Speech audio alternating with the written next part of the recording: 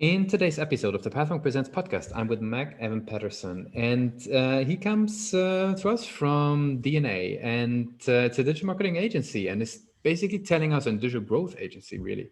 And we're going to be talking today about, MacEwen's perspective on digital growth, his experience in the arena, and yeah, just all around learning what DNA is all about. So welcome to the show. Thank you. I appreciate you having me. Very good, MacEwen. Maybe give us, a 360 overview. What is DNA all about? Sure. We started in 2014, just doing digital marketing. Excuse me. We were hired by a solar company to market Raise, and it was our first, investor acquisition campaign. It raised almost $8 million and got a lot of, recognition and brought in a lot of referrals. And since then, we've marketed a little over almost 250, somewhere between 225, 250 of those online private market types raises, campaigns.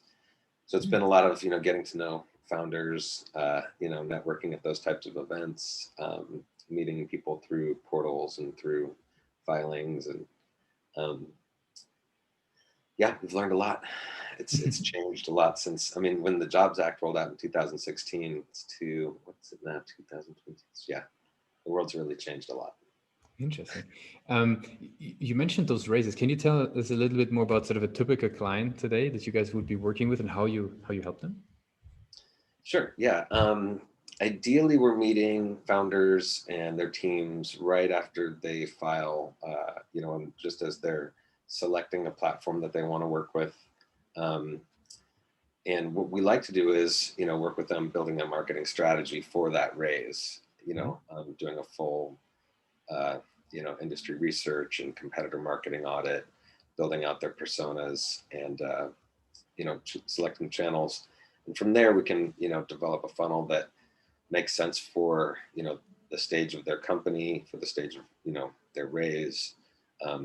In the past year, we've been doing a lot more webinar focused campaigns, just, because of the pandemic, but also they work, people really like to, look people in the eye and establish trust and get their questions answered. And so that format really works for, investor acquisition campaigns. Super interesting. It's very interesting. I'm curious, right? How do founders hear about you guys? Like, what's the journey that I as a founder go through in order to hear about a company that will help me with my raise? Yeah. Sometimes, it's they've worked with another agency and, haven't had the kind of performance that they're looking for. So it really depends. We do run some, some ads, search and some social, and we also have some outbound efforts on LinkedIn, where we'll send a connection request to founders and, hit them with a drip sequence and invite them to, get on the calendar with us or view a webinar. But most often it's, somebody who's looking for crowdfunding information at some point, ideally is going to come across us somewhere, our blog or podcast or webinar we've been on, articles that we've published or been published in. You mentioned the blog. What role do you attribute to the website in that journey? Like, when people get into this, how do you look at the website for you guys? Great question. Yeah. In an ideal world, we would be able to tell you, how much business we're getting from, each traffic source. And as, an agency that supports clients in figuring that type of thing out, it's odd that our state of evolution isn't quite there. Like, we're continually building out this area, building out that area. And so having that data all come together, we're not quite there yet. I'd love to be able to answer that question. Oh, no, it's all good. All good. So interesting. So if I'm a founder, right, and I'm looking to raise, what is something that I can be, experiencing with you guys that is maybe difficult to get somewhere else, or that you've been finding that typically founders are not getting when working potentially with other agencies? What's maybe tell us a little bit about what it's like to work with you guys. Sure. Yeah, I mean, what they're not getting at other agencies is difficult to say. What we have been really good at is working with very, very young organizations. Sometimes they may not even have their brand really worked out. And to communicate effectively to investors, you really do have to have some form of, brand evolution, at least that a team can work from. So you want to know what the brand voice is. You want to know at least what the style guides are. And then you also need to have some understanding of, what the SEC guidelines are, how to communicate with the different personas in that whole investor range between, traditional and retail. So there's a lot of nuances in the content creation and in the campaign management, the audience selection, all of those pieces. And then also, we've been in this arena for a minute, so we have historic investor data that we can bring to campaigns, and that's a fairly large part of our secret sauce. Let's see what people expect. Ultimately, we come to the table with a structure for preparing for campaigns. Making sure that people can recognize your brand and understand what the offer is. And then, at each stage of the campaign, what points we need to be hitting, for the people to be continuing down that, journey or that funnel. Yeah, I hope that answers your question. Definitely. So a very structured approach that you guys are bringing in to the folks.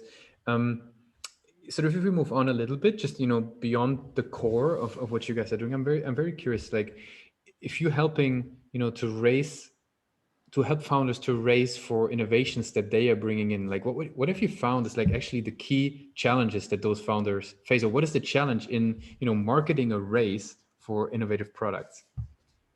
Storytelling. And if you're not, if all you focus on is the solution, or if all you focus on is the technology or the team, or just one chapter in the entire story, people won't follow you. It's just amazing. I mean, you can literally see identical ideas, side by side on the same platform or very similar platforms, same, marketing budgets, different storytelling approach, and the one with, better storytelling it builds communities. It just does. Every time. We've got obviously founders in the listenership as well. Like, if they are sort of maybe, let's say, very technical, or they come from a performance marketing background, like what would you tell them to do in order to, level up their storytelling game? Because I think for a lot of founders can be quite difficult actually to get that right at the beginning. Gosh, I mean, that's a great question, and it's not necessarily a quick or easy answer. It sort of depends on where their game is at the moment. But if you're looking for a framework, I think Donald Miller's Building a Story Brand framework is great. It's really important to remember to keep the viewer, the end user, the consumer, the investor in the position of the hero in the story, and the brand was the advisor, helping them along their journey to changing the world and making it a better place. A lot of companies it takes a long time for folks to get there, to move to understand that framework. So I think that, and then, don't just present the solution. Not everybody's sure you get what their problem is. Help people understand that you identify with them as people by identifying with the problem. And then don't forget, all stories, good stories are people driven. So, don't leave the people out. Make sure there are people in the pictures, I don't know. People forget the importance of lifestyle as part of a brand Product is good, is important, or serve, that all of those features are important, but the benefits, you want to demonstrate that. You want people to see smiling eyes. You want to see how lives have improved. Clean water, healthier food, like those things. Like those things matter. People want to see that. Makes complete sense. I mean, it is, I think myself, I've been on, with a lot of founders, a lot of technical teams, and it sometimes that's the piece that is, we always explain the plane and never how, why, where we want to go to. So yeah. very, very good. Cool. Let's switch gears a little bit. I'm curious, right? Somebody like yourself, who's obviously helping a lot of founders in their storytelling approaches for their raises. Like, how do you educate yourself? Like, what is the content that you still, feel is very valuable for you to consume to, level up your own, knowledge? And yeah, it's kind of a wide range.